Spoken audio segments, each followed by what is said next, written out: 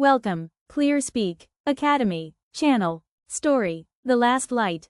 In the quiet village of Elmsworth, nestled between rolling hills and ancient oak trees, there lived a boy named Elias.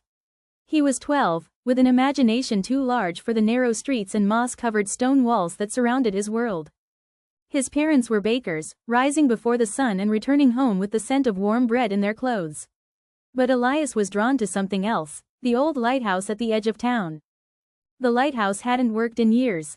Ships no longer came to Elmsworth, and the sea had pulled back, leaving only whispering winds and long-forgotten nets tangled in the rocks. Most people had forgotten the lighthouse even had a name, the Last Light, it was once called, but Elias hadn't. To him, it was a tower of mystery, a place where forgotten dreams might still flicker. Every evening, when the village lights dimmed, Elias would climb the cliff path. His mother warned him never to go too close, but curiosity was a tide stronger than fear. He never entered the lighthouse, only circled it, stared at its rusting frame, and imagined what it must have looked like when it still breathed with life. One evening, as clouds folded over the horizon like a heavy curtain, Elias saw something strange, a faint glow coming from the top window of the tower. He rubbed his eyes. The light shimmered again, then disappeared. He ran home breathless, but no one believed him. "You must have seen a trick of the light," his father said. "Maybe lightning far out to sea," added his mother. But Elias knew what he saw. The next night, he returned. Wind howled through the cliffs, carrying the scent of salt and something older, something forgotten. Again, the light flickered. This time, he moved closer, his heart. The lighthouse door creaked open with a sigh, as though the building itself had been waiting. Inside, dust floated like stars. The spiral staircase groaned under his weight. With each step, Elias felt as though he were climbing into the past, a past he didn't belong to, but one that remembered him. At the top, the light room glowed softly. A figure stood near the glass, tall, dressed in a faded navy coat, hair white as foam.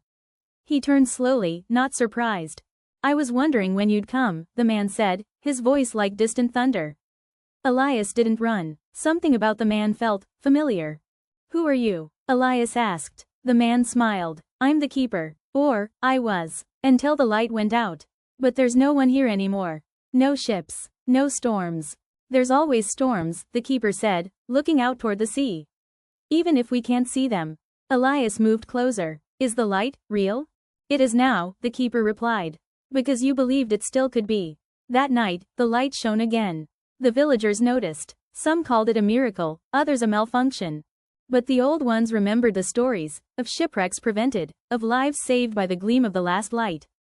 The lighthouse, they said, had chosen someone new. From then on, Elias visited nightly. The keeper taught him how the gears worked, how the lens turned, how light could travel miles through the darkest fog. And each night, Elias grew stronger, surer, as if the tower was building him from the inside out. Seasons passed. Storms came again, and once, a lost boat found its way safely to the cove, guided by the flicker from the cliffs. But one night, as the first snow fell, Elias climbed to the top and found the room empty. The light still glowed, steady and true, but the keeper was gone. On the control panel, a note sat folded neatly. "You've learned all I could teach. Keep the light burning, for those who are lost, and for those yet to come." Years later, Elmsworth changed.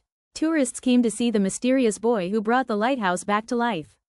But Elias never sought fame. He still climbed the cliff path each night, still turned the lens, still whispered thanks to the wind. Some say he never grew old. Others believe he became the light itself. But all agree on one thing. In the darkest nights, if you look toward Elmsworth, you'll see it, a single beam sweeping across the sea, steady and strong, the last light, still shining. Thanks for watching.